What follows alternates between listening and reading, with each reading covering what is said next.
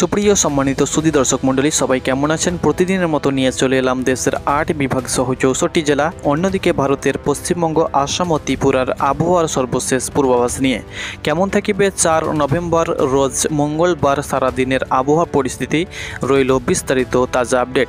দর্শক মণ্ডলী, লঘুচাপ অর্থাৎ ঘূর্ণিঝড় মন্থার জের কাটতে না কাটতেই আবারও কিন্তু বঙ্গোপসাগরে শুরু হয়ে গিয়েছে ভয়াবহ লঘুচাপ, যার প্রভাবে আগামী কয়েকদিন কিন্তু দেশের ওপরে ভারী বৃষ্টির সম্ভাবনা রয়েছে। সেই সঙ্গে সঙ্গে আগামী ২৪ ঘন্টায় কমবে দিন ও রাতের তাপমাত্রা। পশ্চিম ও মধ্য বঙ্গোপসাগর এবং মায়ানমার উপকূলীয় এলাকায় একটি লঘুচাপ বিরাজ করছে। এটি উত্তর ও উত্তর পশ্চিম বরাবর মায়ানমার বাংলাদেশ উপকূলের দিকে অগ্রসর হতে পারে বলে জানিয়েছে বাংলাদেশ আবহাওয়া অধিদপ্তর। এর প্রভাবে আগামী ৫ দিনের মধ্যে সারা দেশে দিন ও রাতের যে তাপমাত্রা সেটা কিন্তু কমতে পারে। সেই সঙ্গে সঙ্গে বৃষ্টিরও কিন্তু সম্ভাবনা রয়েছে। মঙ্গলবার ৪ নভেম্বর সকাল থেকে সন্ধে পর্যন্ত যে আবহাওয়ার পূর্বাভাস দিয়েছে বাংলাদেশ আবহাওয়া অধিদপ্তর, সে প্রসঙ্গে বলেছে যে বরিশাল, চট্টগ্রাম ও সিলেট বিভাগের অনেক জায়গায় এবং ঢাকা বিভাগের কিছু কিছু জায়গায় হালকা থেকে মাঝারি ধরনের বৃষ্টি ও বজ্রসহ বৃষ্টি হতে পারে।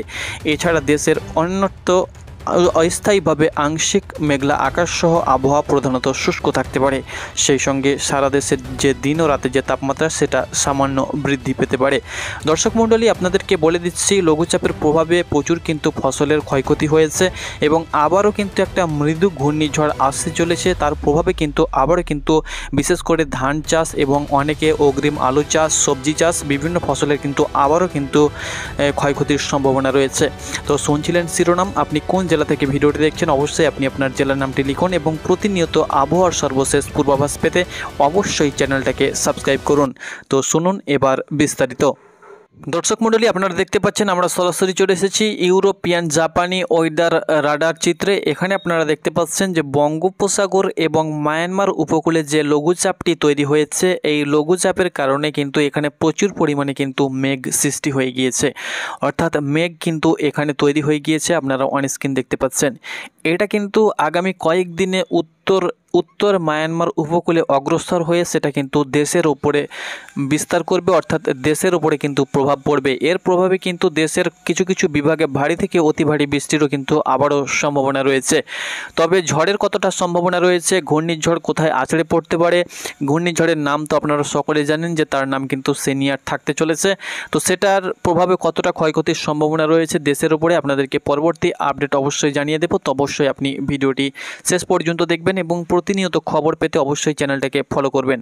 এই মুহূর্তে দেখতে পাচ্ছেন দেশের উপরে কিন্তু মেঘ নেই। এদিকে পশ্চিমবঙ্গের আকাশের পরিস্থিতি একদম পরিষ্কার রয়েছে। পশ্চিমবঙ্গের উত্তরবঙ্গের বিভিন্ন জেলা, মধ্যবঙ্গে বীরভূম, মুর্শিদাবাদ, সেই সঙ্গে সঙ্গে ২ বর্ধমান, ঝাড়গ্রাম, পুরুলিয়া, বাঁকুড়া, ২ মেদিনীপুর সহ পুরুলিয়া, এদিকে ২ চব্বিশ পরগনা, কলকাতা, হাওড়া, হুগলি, সমস্ত জেলার কিন্তু আকাশ একদম পরিষ্কার রয়েছে।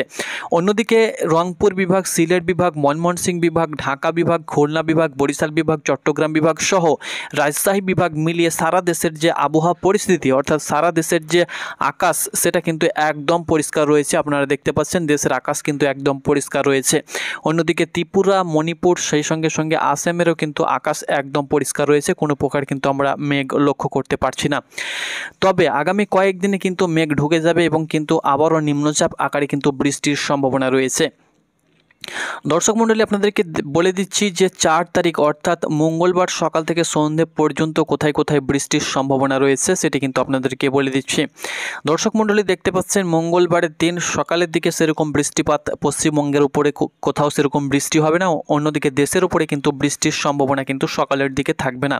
তবে বেলা বাড়ার সঙ্গে সঙ্গে বৃষ্টির একটা সম্ভাবনা থাকবে এবং দুপুরের দিকে কিন্তু বৃষ্টি আমরা লক্ষ্য করতে পারছি। দেশের উপরে কিন্তু বৃষ্টির সম্ভাবনা রয়েছে। তবে পশ্চিমবঙ্গ এবং আসাম, ত্রিপুরার উপরে কিন্তু বৃষ্টিপাত হবে না।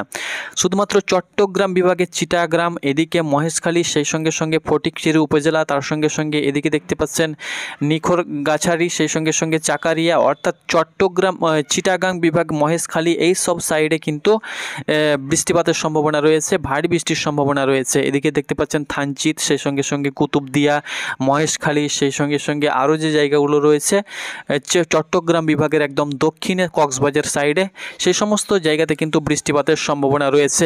অর্থাৎ চট্টগ্রাম বিভাগে কিছু কিছু জায়গায় ভারী বৃষ্টির সম্ভাবনা থাকবে। দুপুরের দিকে। সেই সঙ্গে সঙ্গে রাতের দিকে যদি আমরা লক্ষ্য করি, তো রাতের দিকে ওই চট্টগ্রাম বিভাগের ওই সাইডেই কিন্তু বৃষ্টি হবে, অর্থাৎ দক্ষিণের কিছু কিছু জায়গায় বৃষ্টি হবে। এবং বরিশাল বিভাগের কিছু কিছু জায়গায়, যেমন এদিকে হাতিয়া, সেই সঙ্গে সঙ্গে লালমোহন, বহরউদ্দিন, সেই সঙ্গে সঙ্গে এদিকে দেখতে পাচ্ছেন চারফাসন, এই সমস্ত জায়গাতে কিন্তু বৃষ্টির সম্ভাবনা রয়েছে। এবং সিলেট বিভাগে কিছু কিছু জায়গায়, মৌলভীবাজার, হাবিবগঞ্জ, সুনামগঞ্জের কিছু কিছু উপজেলায় কিন্তু হালকা বিক্ষিপ্ত বৃষ্টির আভাস দিয়েছে বাংলাদেশ আবহাওয়া অধিদপ্তর। বাকি রংপুর, সেই সঙ্গে সঙ্গে ময়মনসিংহ, ঢাকা, খুলনা, সেই সঙ্গে সঙ্গে রাজশাহী বিভাগের কোথাও সেরকম বৃষ্টির সম্ভাবনা একদমই থাকবে না। দিনের তাপমাত্রা 1 থেকে 2 ডিগ্রি বাড়ার সম্ভাবনা রয়েছে, বৃষ্টিপাতের সম্ভাবনা কিন্তু থাকছে না মঙ্গলবারের দিন। এদিকে পশ্চিমবঙ্গের সেরকম কোথাও পশ্চিমবঙ্গের 23টি জেলাতে কিন্তু বৃষ্টির সম্ভাবনা থাকছে না।